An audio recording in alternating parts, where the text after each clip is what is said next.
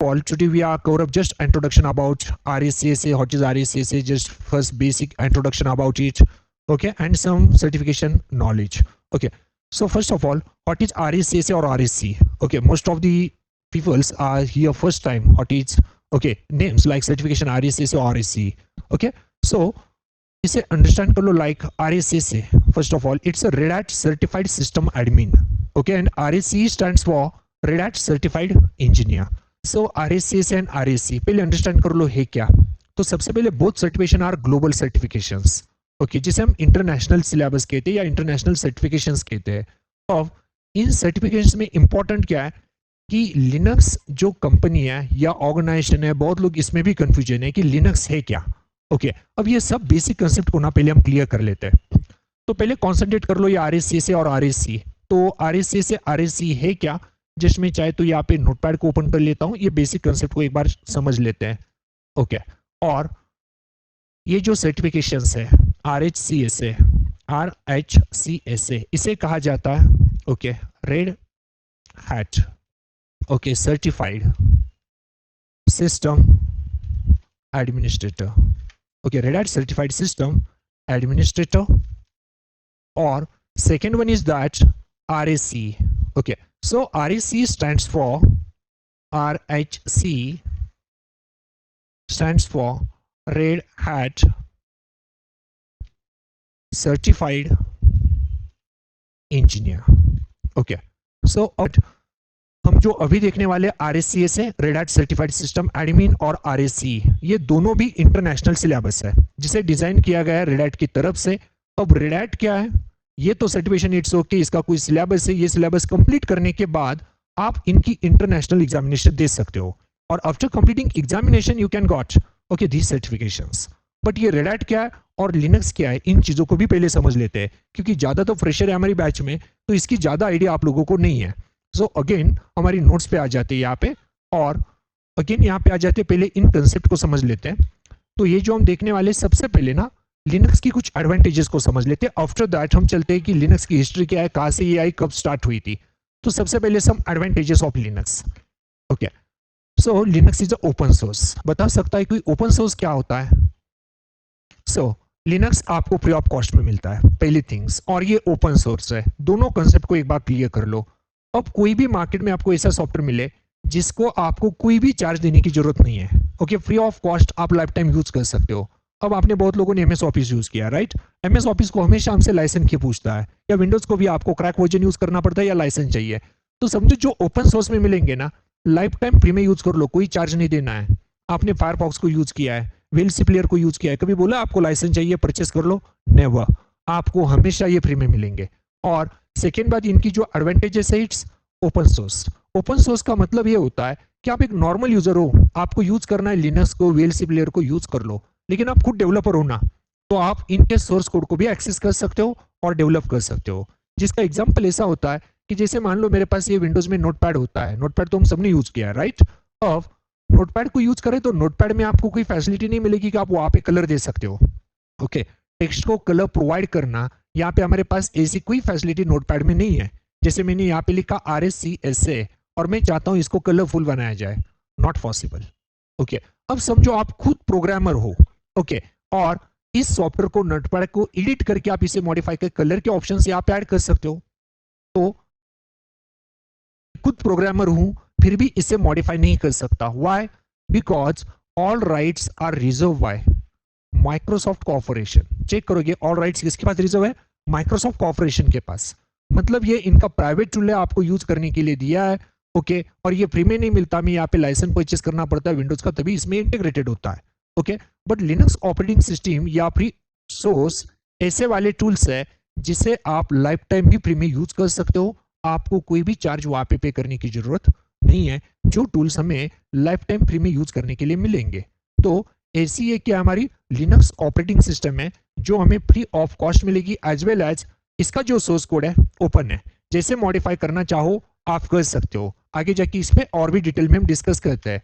As well as it's high security. Okay, अब आपने Linux को पहले से सुना होगा, तो लिनक्स पॉपुलर किसके लिए है?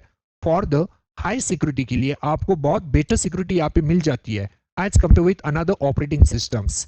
ओके, आप विंडोज को यूज करते हो, बहुत बार आपने वहां पे वायरसेस को फेस किया है। ओके, कभी पेनड्राइव में वायरस आ जाए, उसी पेनड्राइव को लिनक्स को कनेक्ट करना, आपके शॉर्टकट वायरस आपको दिखाएगा तक नहीं।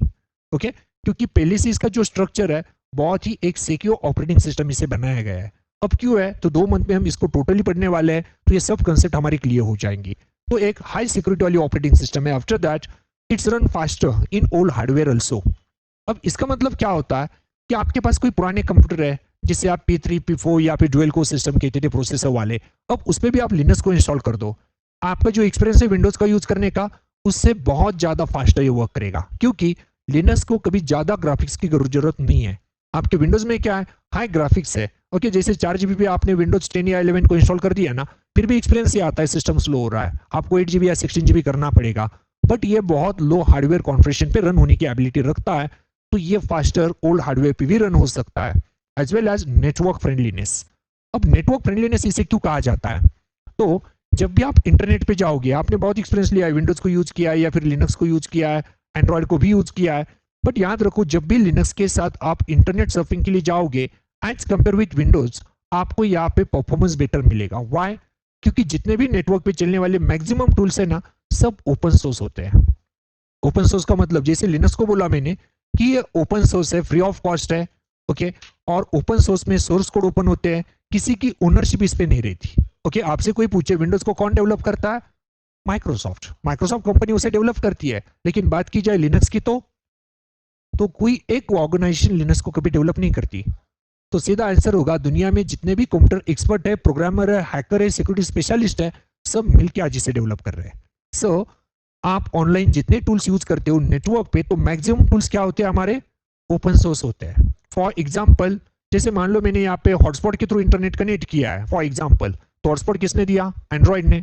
ओके, या फिर जो भी आपके पास ओएस है, चेक करना वहां पे कर्नल कौन सा, एंड्रॉइड पे भी लिनक्स है। राउटर यूज कर रहे हो, राउटर की ओएस चेक करना, जिसे फ्रेमवर्क कहा जाता है।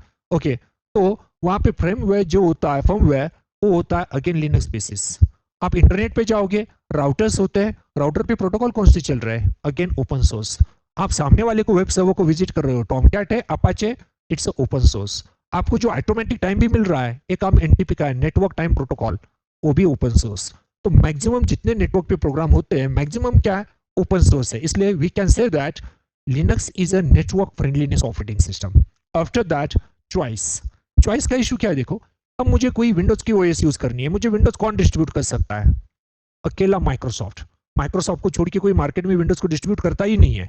और उसमें भी क्या चॉइस है, क्या एक्सपी यूज करेंगे आज की डेट में, आउटडेटेड है, कोई उसमें फीचर्स नहीं है। 7 वो तो 10 11 जनरेशन पे चलती भी नहीं है। ओके, 7 पे डालोगे आज की डेट में तो ना वाईफाई चलेगा, ना नेटवर्क कनेक्ट होगा, ना ग्राफिक्स ड्राइवर्स आएंगे, तो वो भी आउटडेटेड हो चुका है, इट्स नॉट सपोर्टेबल। तो 10 11 कुछ ऑप्शन आपके लिए बचे। बट रही बात लिनक्स की, तो आपके पास 100+ चॉइस है। ओके, कोई एक डिस्ट्रीब्यूटर वहां पे नहीं है, डिस्ट्रीब्यूटर आपको 100+ मिलेंगे। आप चाहते हो काली को यूज करना है, Kali is Linux operating system, Parrot Linux operating system, Ubuntu Linux operating system, Ubuntu के बाद सेंटोस है, मिंट है, सन सोलराइज है। ऐसे आपको 100+ चॉइस मिलेंगे। हर किसी के ग्राफिक्स अलग है, यूजर इंटरफेस अलग है, तो आपके पास अनलिमिटेड चॉइस वहां पे है। लेकिन जब बात करेंगे ना विंडोज की या मैक ओएस की, तो एक ही डिस्ट्रीब्यूशन कंपनी है, तो यहाँ पे आपको मल्टीपल चॉइस मिलेंगी। आफ्टर दैट कस्टमाइजेबल, ये तो ओपन सोर्स है, जिस तरह से चाहो इसे कस्टमाइज कर दो। जैसे कि हम सीडी कमांड को कॉमनली यूज करते हैं विंडोज में भी, राइट। सीडी कमांड तो मैक्सिमम लोगों ने यूज की होगी, चेंज डायरेक्टरी का मतलब सीडी होता है। अब समझो लिनक्स में भी सीडी है, लेकिन मुझे पसंद ही नहीं वो कमांड। मैं चाहता हूँ सीडी करके, जैसे पुणे फोल्डर है तो पुणे में जा सकते हैं, सीडी स्पेस पुणे, बट मुझे सीडी कमांड पसंद नहीं है, मैं उसे मॉडिफाई कर सकता हूँ। मुझे लगता है सीडी को रिनेम करके गो कर दिया जाए, मैं लिखूँ गो पुणे, वो पुणे में चला जाए, अच्छा लगता है सीडी से। So we can directly modify it. तो ये फुली कस्टमाइजेबल है बिकॉज इट्स ओपन सोर्स, तो जिस तरह से आप चाहो मॉडिफाई कर सकते हो। After that full use of hard disk, जब भी लिनक्स को इंस्टॉल करोगे ना, मैक्सिमम हार्ड डिस्क को आप यूटिलाइज कर सकते हो। ऐसा क्यों? क्योंकि देखो आपने पुरानी कोई ओएस को यूज किया है, या जो एंड्रॉइड से पहले मोबाइल को यूज करते थे उनका एक्सपीरियंस होगा, 1 GB का मेमोरी कार्ड है ना, कभी 700-800 MB के ऊपर फुल नहीं करना, फुल कर दिया तो आपका मोबाइल स्लो होता है, स्टार्ट करने के बाद वो तो 5 मिनट स्टार्टिंग को ही लेता है, बट यहाँ पे एक्सपीरियंस नहीं होगा। ओके, जितने भी लिनक्स पे चलने वाले आप 95% तक उसे फुली यूज कर लो, फिर भी आपको नहीं लगेगा आपका परफॉर्मेंस स्लो हो रहा है। तो लिनक्स फास्ट वर्क कर सकता है यदि आपकी हार्ड डिस्क मैक्सिमम लिमिट तक फुल भी हो जाए। आफ्टर दैट कॉम्पेटिबिलिटी, इसके कोई ओल्ड टूल को लेके आओगे, लेटेस्ट पे भी आसानी से वर्क करेंगे। जैसे मान लो 1969 में उबंटू आया था, उबंटू ने यूनिक्स का भी कोई टूल लेके आओ आज के लिनक्स पे, फिर भी वो कॉम्पेटेबल है। तो बहुत बेटर आपको कॉम्पेटेबिलिटी मिलेगी जब भी इंस्टॉल करोगे ना। हर बार कभी जरूरी नहीं होगा कि वाईफाई ड्राइवर्स आपको डालने ही पड़ेंगे। आज के डेट में काली या फिर आप मिंट कोई भी डाल दो, फिर भी आपको ड्राइवर इंटीग्रेटेड मिलेंगे। तो बहुत बेटर इनकी कॉम्पेटेबिलिटी है as well as stable performance. अब जो लिनक्स यूज कर रहे हैं ना आपकी जान पहचान में, उनसे पूछना कि लिनक्स का परफॉर्मेंस कभी स्लो होता है और क्या वहां पे रिफ्रेश करना पड़ता है। जो 2-4 साल से काम कर रहे हैं उनको ये तक पता नहीं है ना लिनक्स पे रिफ्रेश होता है कि नहीं होता है। विंडोज पे तो F5 सबको याद है, राइट क्लिक करो या F5 कभी भी स्लो लगे लोग हमेशा करते हैं राइट क्लिक रिफ्रेश। बट यहाँ पे आपको लगता है सिस्टम 2 साल से चल रहा है बिना स्टॉप किए हुए, रिस्टार्ट किए हुए, फिर भी आपको नहीं लगेगा ये स्लो हो रहा है, फिर भी ये स्टेबल परफॉर्मेंस आपको देगा। हालांकि वहां पे F5 होता है रिफ्रेश के लिए, लेकिन कभी जरूरत आपको पड़ती ही नहीं है कि सिस्टम स्लो हो गया, क्योंकि इसका परफॉर्मेंस बहुत स्टेबल है। इसलिए मार्केट में सर्वो ऑपरेटिंग सिस्टम के लिए बहुत पॉपुलरली चलता है। इसके बाद मल्टीटास्किंग ऑपरेटिंग सिस्टम है as well as fast and easy installation process है। इंस्टॉलेशन करना भी बहुत आसान है और बहुत फास्ट है।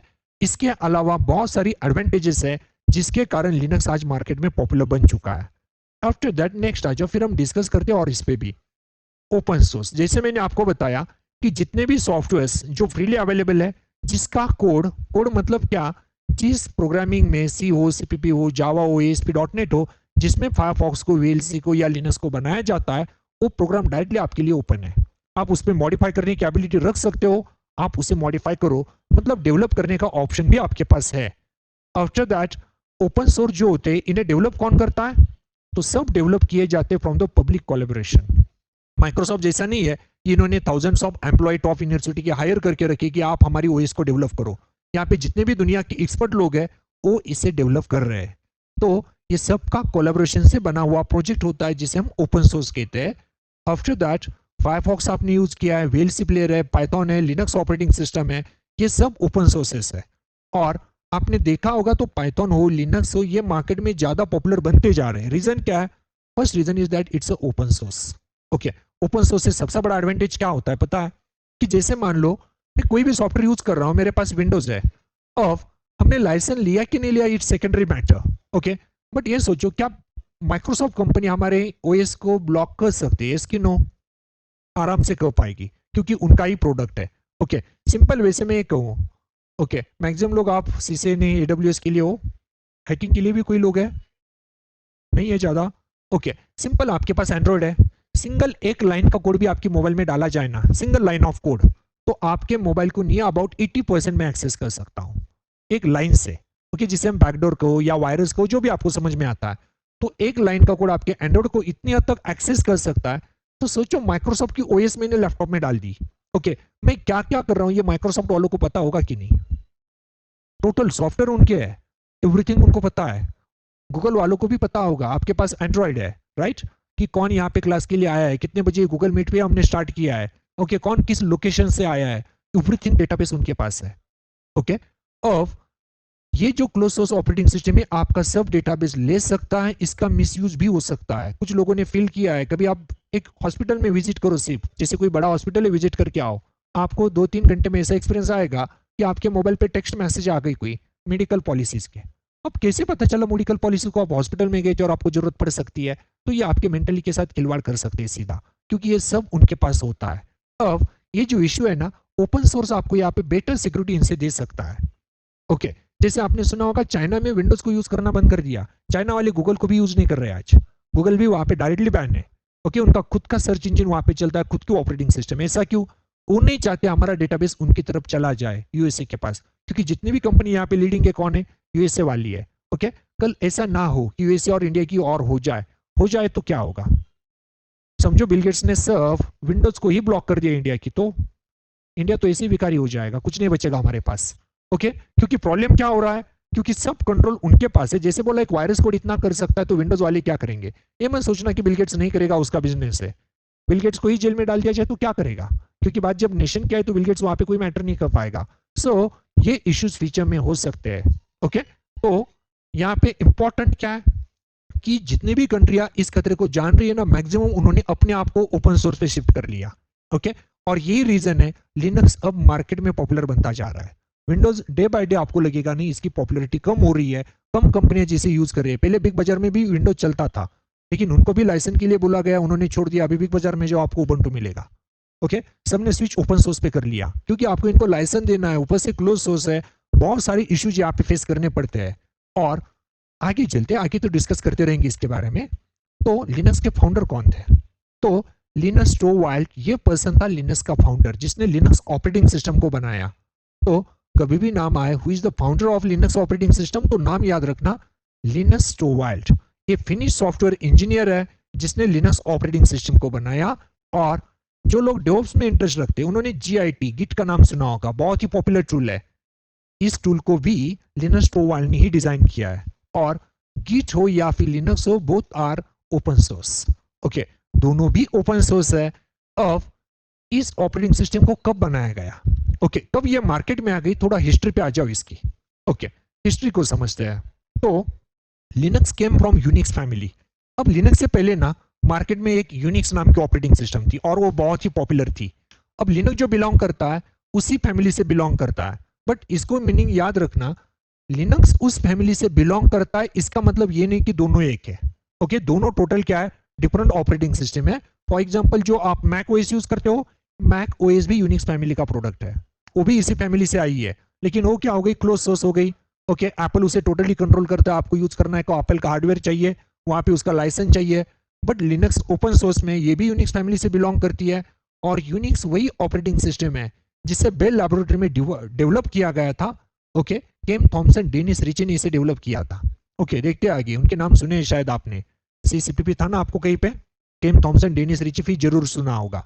आफ्टर दैट तो लिनक्स यूनिक्स फैमिली से बिलोंग करती है, free open source operating system है, और it was develop by Linus Torvald, सितंबर 1991 में डेवलप किया था, ओके। सो आज 2021 चल रहा है, near about 30 years ago, right. अब 30 साल पहले इसे जब डेवलप किया, तो जब ये लिनस टोरवाल्ड हेलसिंकी यूनिवर्सिटी में स्टूडेंट था, तो सिंपल इसने कोड लिखा था, ओके, फॉर पर्टिकुलर हार्डवेयर जो इंटेल बेस x86 वाला प्रोसेसर था, उस कोड के लिए इसने एक सिंपल कोड लिखा जिसका कोड का वर्जन था 0.01। बट ये उसने अपने रिक्वायरमेंट के हिसाब से लिखा था, जो उसे कोई टूल चलाने थे, पर जो उसने कोड लिखा कुछ पर्टिकुलर लाइंस का, उसे पब्लिक में पब्लिश कर दिया 17 सितंबर 1991 को, ओके। जब कस्टमर ने उसे यूज किया तो उनको ये बहुत बेटर लगा, ओके, कि इसने जो कोड बनाया पर्टिकुलर टूल्स के लिए वो बहुत बेटर है, जिसमें बहुत सारे सॉफ्टवेयर इजीली मान लो रन होते थे। तो इन्होंने क्या किया, लिनक्स टोरवाल्ड को इंकरेज किया कि आप ट्राई करो इसका अपडेटेड वर्जन रिलीज कर सको। तो सो अगेन लिनक्स टोरवाल्ड ने उस पर वर्किंग शुरू किया, एंड नेक्स्ट वर्जन इसका 0.02 मार्केट में आया। ये मार्केट में आया अक्टूबर 5, 1991 को, और इसे कहा गया ये लिनक्स का फर्स्ट ऑफिशियल वर्जन था, ओके। बट इसके बाद जो लिनक्स को डेवलप किया ना, लिनक्स टोरवाल्ड ने सब डेवलप नहीं किया, सब दुनिया की कम्युनिटी एक साथ आ गई और एक सेंट्रलाइज डेवलपमेंट इसे किए गए, ओके। तो एक सेंट्रलाइज डेवलपमेंट उसके बाद हुआ, क्योंकि एक पर्सन, आपको भी पता है, टोटल ऑपरेटिंग सिस्टम को नहीं बना सकता, okay, thousands of lakhs of line programming की उसमें होती है। तो आज लिनक्स को कौन बना रहा है, दुनिया के सब एक्सपर्ट पीपल। लिनक्स टोरवाल्ड ने तो सिर्फ स्टार्टिंग की थी, एक सिंपल कोड लिखा था, इस कोड को भी उसने पब्लिक पे पब्लिश कर दिया कि मैंने ये कोड लिखा इसलिए ये प्रोग्राम चल रहा है। वो कोड का अपडेटेड वर्जन उसने ही डेवलप किया, वो भी पब्लिश कर दिया, और उसके बाद वो जो पॉपुलर बनता गया, आज भी मार्केट में बहुत पॉपुलर बन गया। और आज की डेट में आप लिनक्स को देखोगे, लिनक्स है कहाँ पे, तो दुनिया की जो सबसे फास्टेस्ट चलने वाले सुपर कंप्यूटर्स है, शायद इंडिया में 1 या 2 ही होंगे, ओके। बट दुनिया के टॉप 500 सुपर कंप्यूटर निकालोगे तो 500 में से 90% प्लस सुपर कंप्यूटर किस पे चलते हैं आज, लिनक्स पे। और 2021 की बात करोगे तो 98% आज लिनक्स के पास है, यहाँ पे तो मैंने 90 लिखा है। तो जितनी भी ओएस आपको पता है ना, लिनक्स को छोड़ के, मैक वाला हो या विंडोज वाला, इनके पास 2% भी नहीं इसका। तो सुपर कंप्यूटर पे आज कौन कंट्रोल कर रहा है, टोटल लिनक्स। तो ये टोटल लिनक्स का मार्केट बन चुका है। बात की जाए 500 में से टॉप 10 कौन है, तो 10 के 10 लिनक्स के पास है, 10 में तो किसी और का नंबर ही नहीं आता। तो ये बहुत ही फास्टेस्ट और सुपर ऑपरेटिंग सिस्टम अभी मार्केट में बन गई। इसके बाद जो यूनिक्स की हम बात कर रहे थे, इसके जो डेवलपर थे केन थॉमसन और डेनिस रिची। बट ये कब आई थी, 1969 में आई थी, बेल लैबोरेटरी में इसे डेवलप किया गया था, और वही CCPP थी जिसमें इसे कोडिंग किया गया था। पहले तो ये अलग लैंग्वेज में थी, AB में डेवलप किया गया था, AB लैंग्वेज थी मार्केट में पहले, ओके। बट इतनी बेटर नहीं थी जितनी बेटर आपकी C लैंग्वेज है। जब C इन्वेंट हुआ तो यूनिक्स को रिकोड अगेन सी में किया गया। तो केम थॉमसन, डेनिस रिची वही इसके डेवलपर थे जिन्होंने यूनिक्स को डेवलप किया। और यूनिक्स फैमिली से आज कौन आया? लिनक्स। अब ये फैमिली ध्यान में क्यों रखनी है हमें? क्योंकि मान लो आप लिनक्स सीख गए ना, तो आप 70 to 80% यूनिक्स ऑपरेटिंग सिस्टम को भी कंट्रोल कर पाओगे। ओके, यूनिक्स के जॉब देखना, कभी मार्केट में आपको जॉब दिखाई दी यूनिक्स एडमिनिस्ट्रेटर के लिए है, फिर भी नीचे लिखा होता है RSCA से है, तो चलो आपको बेटा ऑप्शन है वहां पे RSCA से RSC सर्टिफिकेशन लिनक्स वालों के है, लेकिन यूनिक्स को भी कंट्रोल कर सकते हो क्योंकि वह क्या है, ये यूनिक्स पुराना पॉपुलर ऑपरेटिंग सिस्टम था, इसके ही टूल को लिया गया, मॉडिफाई किया गया और इसमें डाला गया लिनक्स पे। तो आप लिनक्स को कंट्रोल कर सकते हो, बहुत हद तक आप यूनिक्स को भी कंट्रोल करोगे। आफ्टर दैट नेक्स्ट आ जाओ, अब ये सर्टिफिकेशन करने क्यों है? ओके, बहुत लोगों का प्लान है, कोई साइबर सिक्योरिटी वाला है, कोई AWS वाला है, लेकिन आई लिनक्स के लिए है। ओके, तो इसका फायदा क्या होगा? देखो, it's a highly recommended for the knowledge proof of, आप भले ही AWS पे आगे जाओगे नहीं जाओगे वो सेकेंडरी बात रही, लेकिन आपको लिनक्स पे ही जॉब चाहिए, तो ये जो सर्टिफिकेशन होता है एक प्रूफ ऑफ नॉलेज कहा जाता है। अब प्रूफ ऑफ नॉलेज क्यों? आप तो अनदर सर्टिफिकेशन भी मार्केट में कर सकते हो, और जितने आपने सुने ना आज तक सर्टिफिकेशन, मैक्सिमम क्या है, एक क्वेश्चन आएगा, उसके 4 ऑप्शन आते हैं और उसमें से राइट वन चूज करना है, यही मैक्सिमम सर्टिफिकेशन है। लेकिन ये अकेला सर्टिफिकेशन ऐसा है, यहाँ पे 100% प्रैक्टिकल होगा। ओके, इसमें आपको वो ऐसा नहीं आएगा कि एक क्वेश्चन है उसके 2-4 ऑप्शन है फिर उसमें से एक क्लिक करना है, मतलब ढंग से काम यहाँ पे सीधा नहीं हो पाएगा। ओके, जो कुछ करना है यहाँ पे क्या होता है, सब प्रैक्टिकल होता है, और जो हम 2 मंथ में देखेंगे ना 100% प्रैक्टिकल है, थ्योरेटिकल कुछ नहीं देखना है, सिर्फ इंट्रोडक्शन है, इसलिए हम हिस्ट्री को समझ रहे हैं आज।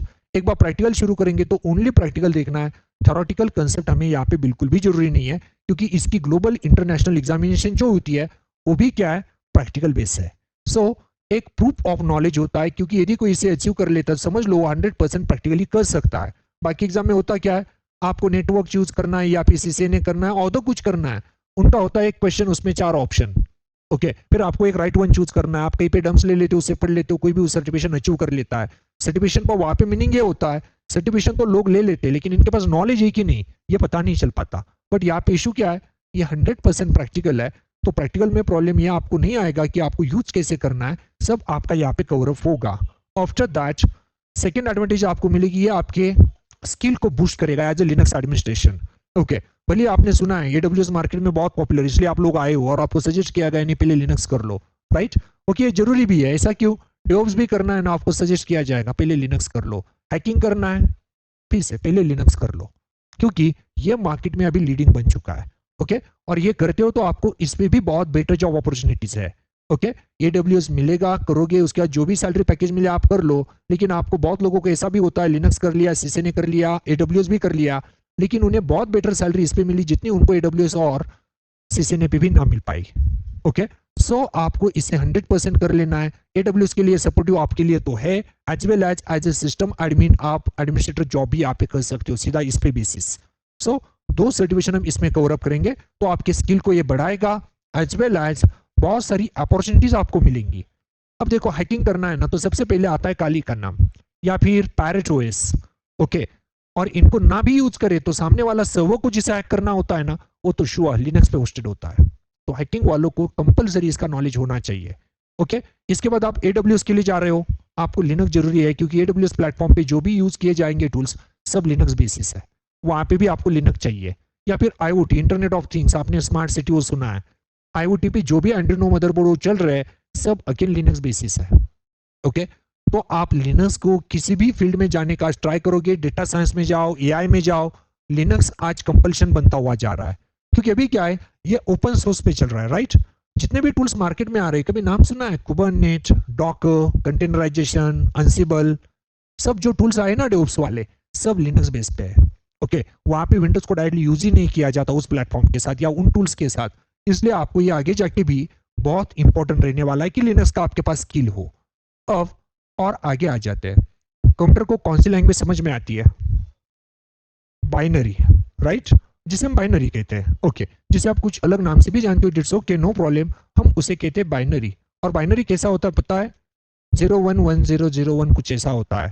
ओके, ह्यूमन को कौन सा समझ में आता है? हमें, हम हमेशा इंग्लिश में उसे इंस्ट्रक्शन देते हैं कंप्यूटर को, और इंग्लिश में ही वो हमें आउटपुट देता है। तो हमारी लैंग्वेज ह्यूमन की इंग्लिश है, कंप्यूटर जो अंडरस्टैंड करता है, तो सिंपल मैं यहाँ पे कहता हूँ कंप्यूटर को समझ में आता है बाइनरी, और ह्यूमन को समझ में क्या आता है? इंग्लिश। Okay, human. अब ह्यूमन जो इंग्लिश में इंस्ट्रक्शन देता है ना कंप्यूटर को, कंप्यूटर उसे कभी नहीं समझ पाता, उसे बाइनरी में इनपुट मिलना चाहिए तभी वो समझ पाएगा।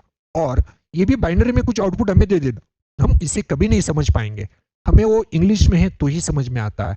तो हम दोनों के बीच में जो वर्क कर रहा है ना, यहाँ पे जो वर्क होता है वो सबसे इंपॉर्टेंट रोल जो प्ले कर रहा है, इट्स अ ऑपरेटिंग सिस्टम। तो हम दोनों के बीच में जो चलता है ये है ओएस, या इसे हम कहते हैं ऑपरेटिंग सिस्टम। अब ऑपरेटिंग सिस्टम यहाँ पे रोल क्या करती है? तो ऑपरेटिंग सिस्टम आपकी लैंग्वेज को कंप्यूटर अंडरस्टैंडेबल में कन्वर्ट करके देगी, और जो कंप्यूटर आपको इंस्ट्रक्शन दे रहा है उसे वो आपकी लैंग्वेज में कन्वर्ट करके देगी, इसे हम कहते हैं ओएस। अब देखो, एंड्रॉयड मार्केट में बहुत पॉपुलर बन गई, राइट? एंड्रॉयड ने मार्केट क्यों कवर किया? क्योंकि जब भी कोई ह्यूमन अपने हार्डवेयर को या कंप्यूटर को मोबाइल को इंस्ट्रक्शन देता है ना, वो यहाँ से ओएस को बताता है। ओएस किसे बताती है? आपके कंप्यूटर को या हार्डवेयर को, जो भी आप एंड्रॉयड को चूज कर रहे हो। जब भी ये आउटपुट आपको देगा तो ये ओएस के पास आता है, ओएस आपको समझाती है। ओके, तो एंड्रॉयड एक ऐसी ऑपरेटिंग सिस्टम है जो बहुत इजी इंटरफेस देती है। फिर मान लो एजुकेटेड है, नॉन एजुकेटेड है, सब आज एंड्रॉयड को यूज कर पा रहे हैं। ओके, एंड्रॉयड है क्या?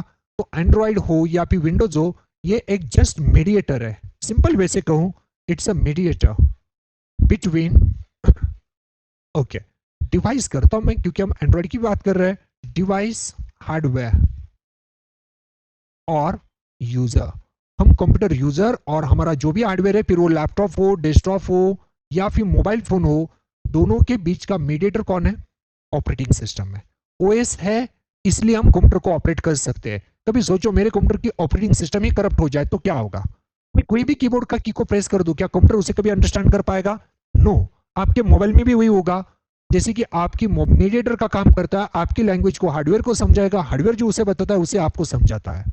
और ये भी आपको कंफ्यूज कर रहा है तो फॉर एग्जांपल समझ लो आपको हिंदी या फिर मराठी परफेक्टली आती है। ओके, ये आपकी परफेक्ट फैमिलियर लैंग्वेज है, दोनों भी आप आराम से बात कर सकते हो। अब आप जाओगे अनदर स्टेट में लाइक हैदराबाद, वहां पे कौन सी चलती है? तेलुगु चलती है, ठीक है, तेलुगु को यूज किया जाएगा। अब समझो हम कभी हैदराबाद चले जाए, ये महाराष्ट्रियन पीपल, ओके, हमें तेलुगु नहीं आती है, राइट? ओके, अब सोचो आपको वहां पे जाना और एक फ्लैट चाहिए रेंट पे। जो पर्सन आपको मिला वो तेलुगु है, उसे तेलुगु परफेक्ट आता है लेकिन हिंदी मराठी नहीं आता बिल्कुल भी, और उसे पता है फ्लैट कहाँ पे आपको फ्लैट मिलेगा, उसके खुद के फ्लैट है जो रेंट पे देने हैं, लेकिन आपकी लैंग्वेज मैच नहीं हो रही है, करोगे क्या? ना वो आपको बता पाएगा मेरे पास फ्लैट है, ना आप उससे पूछ पाओगे। आपको करना क्या पड़ेगा? एक थर्ड पार्टी पर्सन पकड़ना पड़ेगा बीच में, ओके, जिस पर्सन को क्या है, उसे समझ लो हिंदी, मराठी और तेलुगु दोनों में से या तीनों में से किसी लैंग्वेज का कॉमन नॉलेज है इसके पास। मतलब इसने कुछ तेलुगु बताया ना, ये आपको क्या करेगा? उसे मराठी में कन्वर्ट करके देगा, और जब आप मराठी बताओगे ना, ये इसे कन्वर्ट किस में करेगा? तेलुगु में। तो आपका काम हो जाएगा।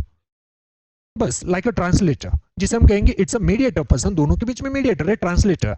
सेम आपकी ओएस भी वही है, ओएस कुछ अलग नहीं कर रही है। ओएस क्या काम कर रही है? इट्स अ ट्रांसलेटर और मीडिएटर बिटवीन कंप्यूटर ह्यूमन और कंप्यूटर हार्डवेयर। तो इसे हम ओएस कहते हैं। और हम कौन सी ओएस को यूज करके आज की डेट में? तो हमने एंड्रॉयड को यूज किया है, ये सबसे पॉपुलर है आप लोगों के लिए क्योंकि आप मोबाइल में इसे यूज कर रहे हो। इसके बाद आप विंडोज को यूज करते हो। विंडोज आप लोगों को यूज किया है नहीं, लेकिन पता तो है, 7 है पता, इसके बाद विंडोज 8 पता है, विंडोज 10 भी पता है, 11 भी मार्केट में है, कुछ लोग यूज कर रहे होंगे। इसके अलावा बहुत लोगों को काली पता है, उबंटू भी सिलेबस में कॉलेज यूनिवर्सिटीज में आ गई थी लास्ट में, तो उबंटू का भी कुछ लोगों को पता है कि ऐसी ऑपरेटिंग सिस्टम होती है। इसके अलावा बहुत सारी है, तो वही ऑपरेटिंग सिस्टम मार्केट में ज्यादा पॉपुलर बन जाती है ना, जिसके साथ इंटरफेस करना इजी है, पॉपुलर बनती है जिसमें यूजर इंटरफेस हमारे लिए आसान हो। ओके, आपको कोई एंड्रॉइड ले लिया और आपके हाथ में एप्पल भी दे देना, एप्पल मैक्सिमम जो लोग यूज कर रहे हैं ना, उनका एक ही क्या, इट्स अ ब्रांड। फंक्शनलिटी कुछ समझ में आ रही है नहीं आ रही, वो सेकंड की बात रही, लेकिन दिखाने के लिए यूज कर रहे हैं। लेकिन एंड्रॉइड मार्केट में पॉपुलर क्यों बना? क्योंकि उसका जो इजी इंटरफेस है वो बहुत पॉपुलर है। ऐसे भी लोग मिलेंगे आपको जो 1.5-2 लाख का एंड्रॉइड भी यूज कर रहे हैं, उनको एप्पल ऑप्शन है लेकिन नहीं जा रहे, क्योंकि जो इंटरफेस आपको हार्डवेयर के साथ करवा के दे सकता है उतना पॉपुलर अभी मार्केट में कोई नहीं है, इसलिए इसने मैक्सिमम मार्केट कैप्चर किया। अब 7, 8, 10 की बात कर लो, पॉपुलर क्यों है मार्केट में? क्योंकि आसानी से यूज करना आता है। ओके, आपको जितना आसान समझ लो विंडोज है, उतनी आसान लिनक्स भी बन जाए, तो कोई लिनक्स को क्यों ना यूज कर ले। तो वो भी यूज होती है, लेकिन लिनक्स यूज करने के लिए टफ है। ओके, क्यों टफ है ना, अब इस बात पे भी हम आ जाते हैं क्यों ये पॉपुलर नहीं बनी जितनी विंडोज या एंड्रॉयड बन चुका है। तो ऑपरेटिंग सिस्टम समझ में आ रहा है क्या वर्क करता है। तो ऑपरेटिंग सिस्टम को ना हम दो पार्ट में डिवाइड करते हैं हमेशा। ओके, और जो दो टाइप्स की ओएस होती है इसमें हम समझते हैं सिंपल दो टाइप को, इसको समझ लो बहुत आसान हो जाएगा। तो टाइप ऑफ ओएस, तो आपको दो टाइप की ओएस मिलेगी, एक होता है क्लाइंट ओएस और जो सेकंड होती है उसे कहा जाता है सर्वर ओएस। अब इन दोनों के डिफरेंस को समझना है, फिर हम लास्ट पॉइंट पे आ जाते हैं हमारे। तो जस्ट अब ये क्लाइंट और सर्वर ओएस में क्या डिफरेंस है इसको समझते हैं। अब ये समझने से पहले ना मैं आपको एक सिंपल ये ट्रायंगल बताता हूँ, बहुत लोगों को ये ट्रायंगल शायद कॉलेज के सिलेबस में भी होगा। ओके, सिंपल ये ट्रायंगल क्या होता है और ये हमें क्यों समझना है इसे भी देखते हैं। तो यहाँ पे मैं ऐड करता हूँ सिक्योरिटी, एक सिक्योरिटी यहाँ पे मैं ऐड करता हूँ ट्रायंगल में। आफ्टर दैट यहाँ पे ऐड करता हूँ easy of use.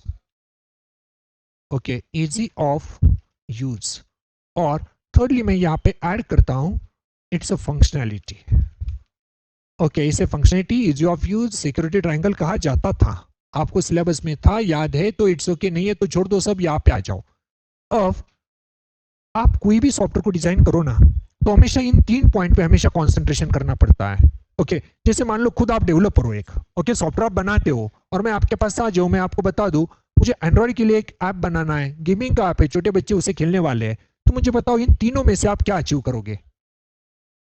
Easy of use and second क्या होना चाहिए आपके पास, फंक्शनलिटी, ये दोनों होने चाहिए। सिक्योरिटी यहाँ पे कोई ज्यादा मैटर नहीं करता है, सिक्योरिटी कम भी रही ना तो चलेगा, तो आपका सॉफ्टवेयर कहाँ पे स्टेबल रहेगा, near to easy of use and functionality.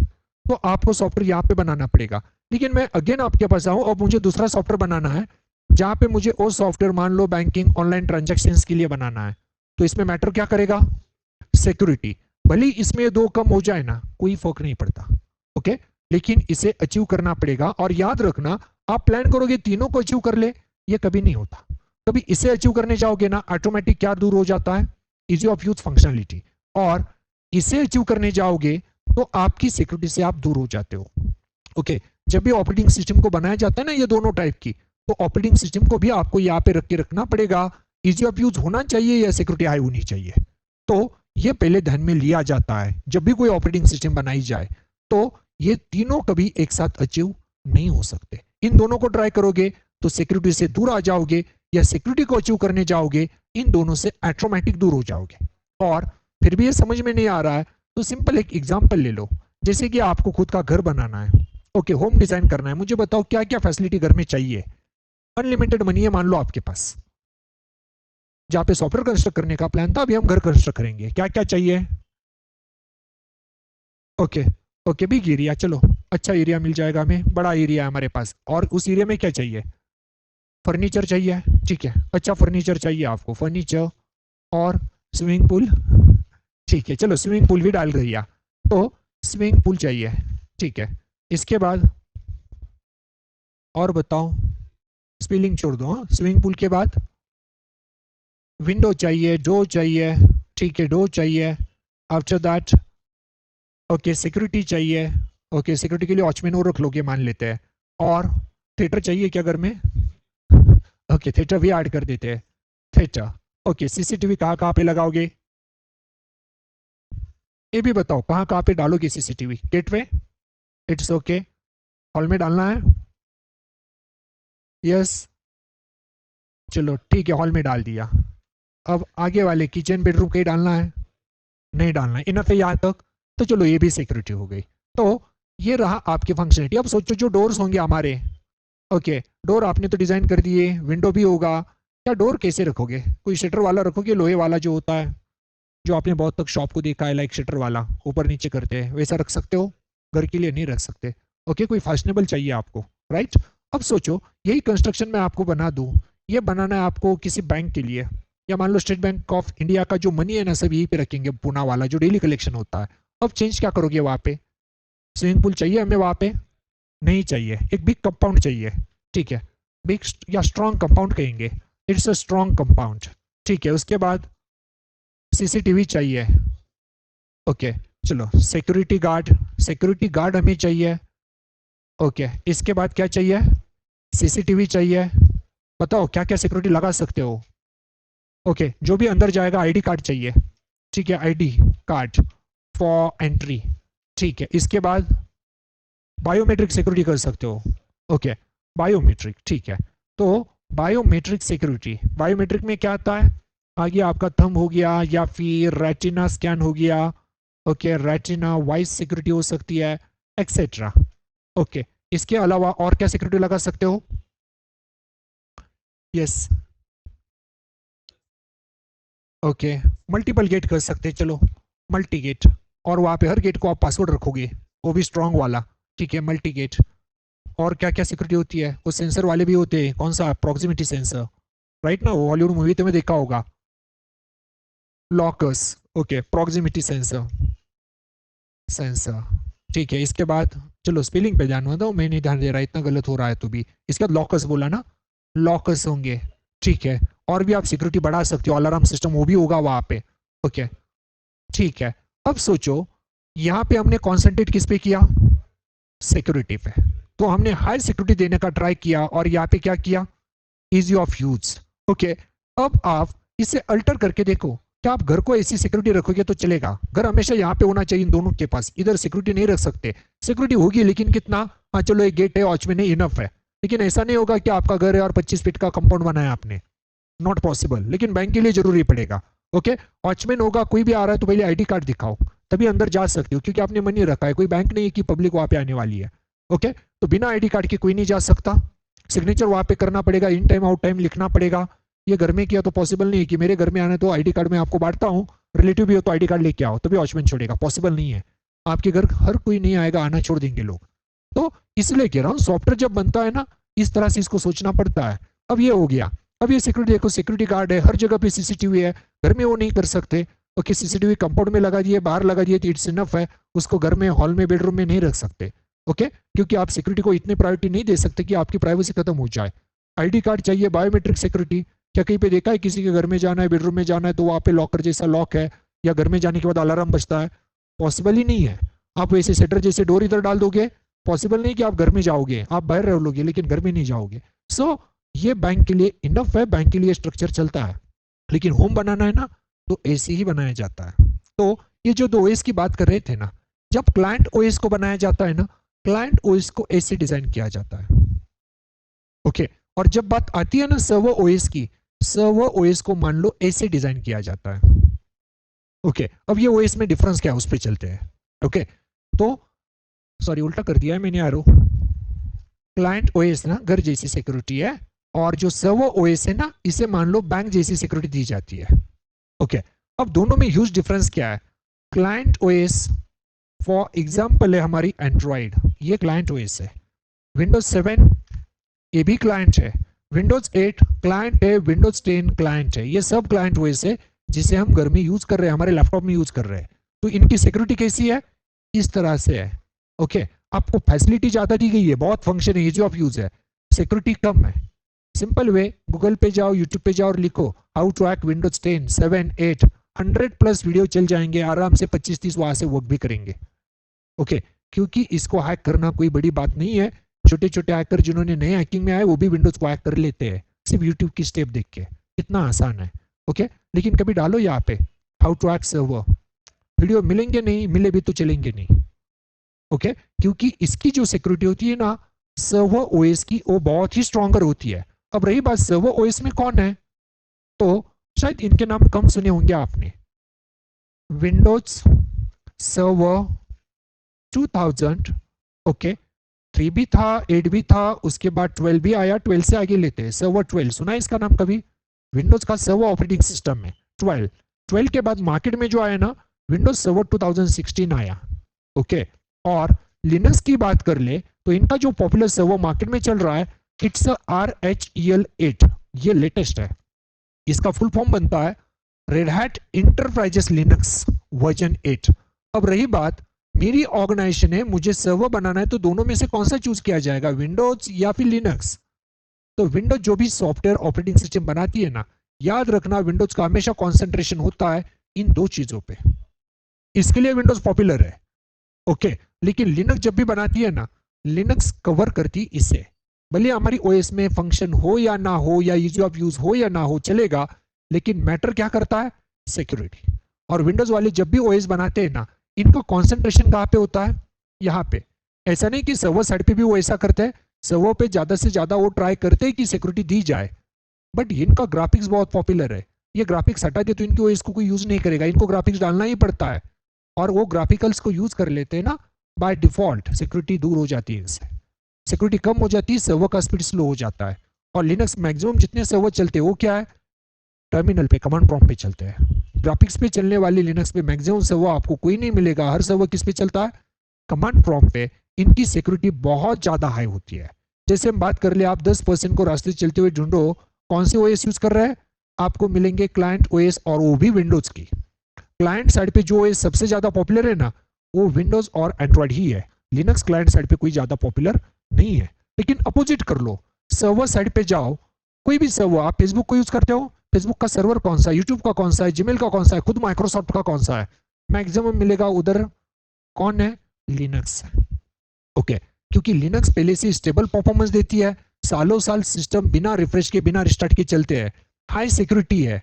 Okay, तो ये सर्वर के लिए बहुत ही पॉपुलर है। अब जिन लोगों को बेसिक कंसेप्ट में भी डाउट है ना, सर्वर क्लाइंट होता क्या है, इस पे आ जाओ।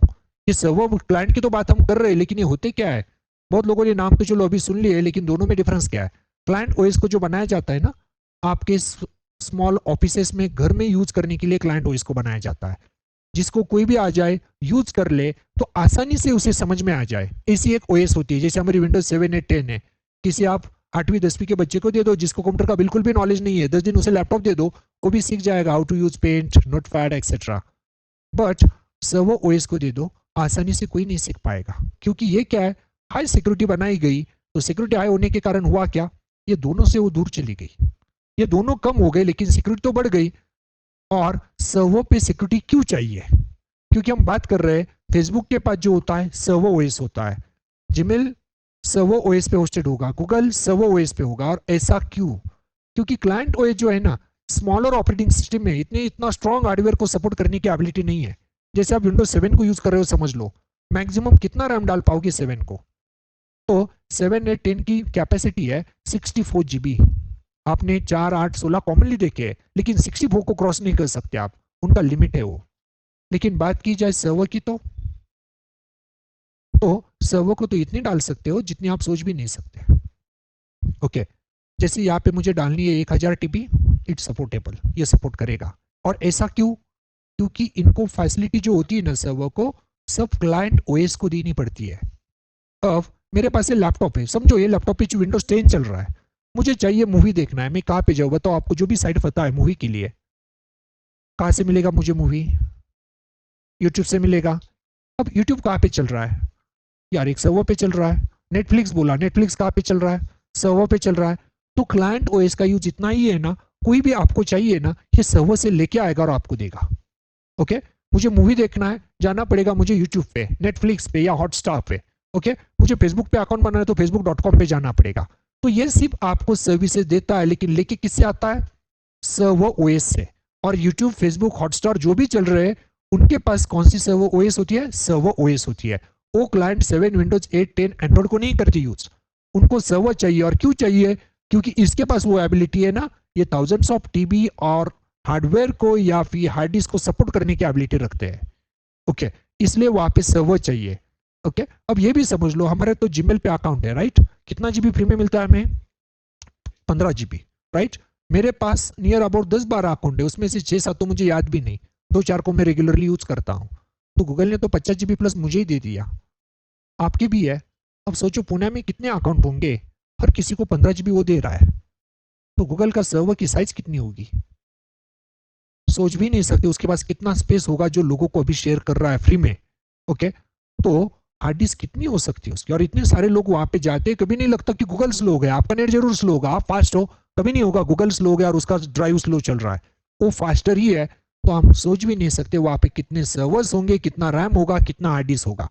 बट इतने ह्यूज हार्डवेयर को सपोर्ट करने के लिए जो ओएस चाहिए ना, वो कौन सी होती है? सर्वर ऑपरेटिंग सिस्टम होती है, क्लाइंट वाली नहीं। क्लाइंट वाली बनाई गई है छोटे छोटे टास्क करने के लिए, आपको घर पे यूज करना है, आराम से यूज करो। ओके, जो छोटे टास्क है वो परफॉर्म करेगा, और क्लाइंट का काम ही क्या है, जो कुछ क्लाइंट को चाहिए सर्वर से लेके आएगा। ये दूसरे को फैसिलिटी देने की एबिलिटी नहीं रखता है। इसके नाम में देखो क्या है, सर्वर है। आप शादी में खाना खाने जाते हो ना, तो खाने परोसने वाला कौन होता है, सर्व, जिसे सर्व करना कहते हैं, तो उसे हम सर्वर कहते हैं। सेम सर्वर का काम क्या है, क्लाइंट लोगों को डिफरेंट डिफरेंट फैसिलिटी देना। ओके, आप खाना खा रहे हो, आपको कुछ भी चाहिए, कौन देगा, सर्व करने वाला। जो भी आइटम खाना है पास वाली की प्लेट से नहीं उठा सकते, उठाए तो क्या होगा, उसकी देने की एबिलिटी नहीं है। सेम है, मुझे कोई मूवी चाहिए ना, ऑनलाइन में देख सकता हूँ, मैं सर्वर के पास जरूर जाऊंगा, लेकिन आपके पास ट्रेन है, मैं आपके ट्रेन के पास नहीं आ सकता, उसके पास देने की एबिलिटी नहीं है, वो लेने की एबिलिटी रखता है। सेम ये क्लाइंट ओएस है। या फिर कहो आपके फैमिली में जैसे पापा होते हैं, आप छोटे हो, आपको कहीं घूमने जाना है, परमिशन कौन देगा, पापा। पैसे चाहिए, कौन देगा, पापा। वो क्यों देंगे, उनके पास वो सर्विस देने की एबिलिटी है। उन्हें हम कह सकते हैं वो हर नीड को आपको सर्व कर सकते हैं। आपको जाना है, आप 10वीं क्लास में हो, 5वीं के ब्रदर से नहीं मांग सकते 5,000 दे दे घूमने जाना है, वो नहीं दे सकता, क्योंकि वो भी आपके जैसा क्या है, वहां पे क्लाइंट है। सेम आपकी क्लाइंट ऐसी है जो एबिलिटी नहीं दे सकती है, सिंपल चलती है सिर्फ, लेकिन फैसिलिटी देनी है तो कौन चाहिए, सर्व। और ये जो सब ओएस का हम डिस्कस कर रहे हैं, इसमें हम सीखने क्या वाले हैं, तो इसमें हम सीखेंगे RHEL8। अब ये RHEL8 है क्या, इससे समझ लेते हैं, 10 मिनट और ज्यादा नहीं देखेंगे, ओनली लास्ट 10 मिनट्स। तो RHEL8 ये क्या है, तो RHEL8 red hat enterprises Linux version 8 इसे कहा जाता है, और ये रेड हैट कंपनी का एक सर्वर है। रेड हैट है क्या, पहले यहाँ पे भी आ जाओ, तो हमने क्लाइंट ओएस पे थोड़ा डिस्कस किया, आगे आ जाते हैं। तो रेड हैट, तो रेड हैट एक माइक्रोसॉफ्ट जैसी ही मल्टीनेशनल सॉफ्टवेयर कंपनी है। जैसे आपने माइक्रोसॉफ्ट का नाम सुना है, सेम लाइक रेड हैट भी एक ऑर्गेनाइजेशन है, एक कंपनी है, ये कोई खुद ऑपरेटिंग सिस्टम नहीं है। जिसके बाद कभी नहीं कहोगे हम रेड हैट सीख रहे हैं, हम जो सीख रहे हैं RSC से RSC, RSC से RSC क्या है, जस्ट 5 मिनट में अब वो भी क्लियर होगा। तो रेड हैट पहले है क्या, एक मल्टीनेशनल सॉफ्टवेयर कंपनी, जैसे माइक्रोसॉफ्ट एसी, दोनों में ह्यूज डिफरेंस यही है, रेड हैट जितने प्रोडक्ट बनाता है ना, ये ओपन सोर्स बनाता है, फ्री में डिस्ट्रीब्यूट कर देता है। लेकिन माइक्रोसॉफ्ट का टोटल अपोजिट है, माइक्रोसॉफ्ट जो बनाता है वो किसके लिए बनाता है, सेल करने के लिए, कस्टमर को सेल करेंगे, उनसे पैसा लेंगे, फिर एम्प्लॉय की सैलरी करेंगे। लेकिन यहाँ पे टोटल अलग है, ये मैक्सिमम प्रोडक्ट को फ्री में लॉन्च कर देते हैं, और जो कस्टमर इसे यूज कर रहे हैं इनके प्रोडक्ट को मैक्सिमम फ्री है। मैं 100% नहीं कह रहा, कुछ प्रोडक्ट इनके चार्जेबल भी है। तो रेड हैट एक मल्टीनेशनल सॉफ्टवेयर कंपनी है, 1993 में स्टार्ट हुई। लिनक्स तो 1991 में आया था। कंपनी कब आई, 1993 में आई। जैसे आपको बोला, लिनक्स ऑपरेटिंग सिस्टम पे किसी की ओनरशिप नहीं है। रेड हैट नहीं कह सकती कि लिनक्स हमारा है, या ना डेबियन कहेगी ना कोई और। लिनक्स सब दुनिया का है, ओपन सोर्स है। रेड हैट करता क्या है, red hat Linux operating system को ही डेवलप करता है और लोगों को डिस्ट्रीब्यूट कर देता है फ्री में कि आप यूज करो। फिर इनका फायदा क्या, तो इन्होंने एक RHEL सर्वर बना दिया। आज नहीं बनाया, 2002 से ये पॉपुलर है, इतना पॉपुलर बन चुका ना, आज कोई भी कंपनी बोलती है मुझे सर्वर बनाना है खुद का, तो कंपनी सबसे पहले रेड हैट के प्रोडक्ट को चॉइस देती है, क्योंकि इनकी जो हिस्ट्री है, जो सर्विस है, या जो सिक्योरिटी है, जो चलने की स्टेबिलिटी है सर्वर की, वो सबसे बेटर है मान लो। तो आज की डेट में इनका जो सबसे पॉपुलर सर्वर है, it's RHEL, red hat enterprises Linux 8। और जो सर्वर की बात कर रहे हैं, ये सर्वर बहुत पुराना है, 2002 से शुरू हुआ था। तो इसका RHEL 2 सीरीज था, 3, 4, 5, 6, 7, और अभी मार्केट में जो चल रहा है 8। तो इसकी पॉपुलैरिटी पहले से 8 कोई नया आया हुआ सर्वर नहीं है, इसलिए ये मैक्सिमम IT कंपनी का क्या हो गया, one of the trusted brand हो गया। कोई भी ऑर्गेनाइजेशन आज सर्वर होस्ट करना चाहती है, वो चूज करती है RHEL सीरीज को। RHEL है क्या, red hat enterprises Linux 8 is a server operating system, एक सर्वर के लिए बनाई गई ऑपरेटिंग सिस्टम है, जिसकी सीरीज RHEL 2 से लेकर आज तक चलती आ रही है। और कोई भी कंपनी अपना सर्वर निकालती है ना, तो अपनी पुरानी सीरीज को कभी नहीं छोड़ती, क्योंकि सोचो विंडोज वालों ने आज विंडोज सीरीज को छोड़ के कोई ऑपरेटिंग सिस्टम निकाली ना, चलेगी भी नहीं। ओके, विंडोज नाम पॉपुलर इसलिए चल रहा है, जैसे आपका बाहुबली देख लो। ओके, 2 पार्ट पॉपुलर बने ना, 3rd पार्ट आने दो, 15 दिन 1 महीना थिएटर पहले बुक हो जाएंगे। ओके, ऐसा क्यों, क्योंकि पहली सीरीज उनकी पॉपुलर हो चुकी है। सेम लाइक ये सीरीज इनकी पॉपुलर है, ये ब्रांड के साथ ही चलने वाली मैक्सिमम कंपनीज है। तो RHEL 8 मार्केट में चल रहा है, ये one of the trusted server by IT और कॉर्पोरेट वर्ल्ड। कमर्शियल मार्केट के लिए इसे बनाया गया है, एंटरप्राइजेस कम्युनिटी आज इस पे फुली बिलीव करती है for the stable performance, security या फिर इनके परफॉर्मेंस के लिए। अब रेड हैट को स्टार्ट किया था ये 2 पर्सन ने, मार्क इविंग, बॉब एंग। ये नोट्स मैं आप लोगों को शेयर कर दूंगा, डोंट वरी, नहीं लिखा आप लोगों ने तो भी चलेगा। सो मार्क इविंग, बॉब एंग ने स्टार्ट किया रेड हैट को 1993 में रेडमंड, वॉशिंगटन में। ओके, इनका हेड क्वार्टर है जहां से वर्ल्ड वाइड हर कंट्री में इनके ऑफिस बन चुके हैं। और पॉल कॉमियर ये कंपनी का चीफ एग्जीक्यूटिव ऑफिसर है। रेड हैट का ऑफिस पुणे में भी है, शायद कोई बताएगा कहाँ पे है पुणे में रेड हैट? मगापट्टा, यस, मगापट्टा सिटी में आपको इनका ऑफिस मिलेगा। मुंबई में जाओगे पवे में इनका ऑफिस है। हैदराबाद में आई थिंक हाईटेक सिटी या फिर उसे साइबराबाद कहा जाता है, जैसे हैदराबाद है वहाँ की आईटी सिटी साइबराबाद है। तो हर आपको मेजर सिटी में इनके ऑफिसेस मिलेंगे। तो ओपन सोर्स कम्युनिटी के लिए सॉफ्टवेयर डेवलप करता है, सर्वर ऑपरेटिंग सिस्टम को ही डिजाइन किया करते हैं और इनका सर्वर मार्केट में अभी मोस्ट पॉपुलर है। रही बात हम RHEL को सीख रहे हैं तो आप सर्वर एडमिन का जॉब कर सकते हो। और इसमें जो हम सीखेंगे, पहले से हमने देखा सर्वर एक कॉम्प्लेक्स स्ट्रक्चर वाली ऑपरेटिंग सिस्टम होती है, हाई सिक्योरिटी होती है, तो यूज करने के लिए बहुत ज्यादा आसान होगी ऐसा भी नहीं है। लेकिन आप 100% प्रेजेंट होना, डोंट वरी, एक भी टॉपिक आपको यहाँ पे मुश्किल नहीं लगेगा या आएगा नहीं, ऐसी कोई कंडीशन नहीं आएगी। तो एवरीथिंग हम प्रैक्टिकली इसे कवर अप करेंगे, 100% आपको ये आएगा, बट मुझे प्रेजेंट ही 100% चाहिए। आफ्टर दैट यदि आप इस सर्वर को यूज कर लो ना, तो उबंटू हो गया, काली हो गया, फेडरा हो गया, ये आपके लिए टाइम पास बन जाएंगी इनको यूज करना। कोई भी ओएस, क्योंकि ये सर्वर है, काली या फिर पैरेट कोई सर्वर ओएस नहीं है, वो नॉर्मल ओएस है, क्लाइंट के लिए सिक्योरिटी पर्पज के लिए बनाई गई। तो इनको यूज करने के बाद आप मैक्सिमम ऑपरेटिंग सिस्टम को यूज कर पाओगे। लेकिन जैसे मैंने पहले बोला, इसके 100 ऑफ डिस्ट्रीब्यूटर होते हैं। रेड हैट क्या एक जो डिस्ट्रीब्यूशन कंपनी है, बाकी डेबियन भी मार्केट में चल रहा है, सन भी है। इनकी ओएस में कुछ कमांड चेंज होगी, लेकिन कितना, 10 से 15%। आप किसी भी ओएस को यूज करने जाओ, हो सकता है 10 से 15% वहाँ की कमांड्स कोई चेंज हो जाए, लेकिन आपको इतना नॉलेज आ जाएगा, आप उसे यूज कर पाओगे। जैसे 7 को यूज कर लेते हैं वो लोग, 8 को यूज कर पाते, विंडोज 8 को, ये विंडोज 8 को यूज करते हैं, 10 को भी यूज कर लेते, भले वहाँ पे फंक्शन चेंज हो जाए। बस ये अंडरस्टैंडेबिलिटी आपके पास आ जाएगी, आपके पास आ जाएगी, आपके पास आ जाएगी, आपके पास आ जाएगी।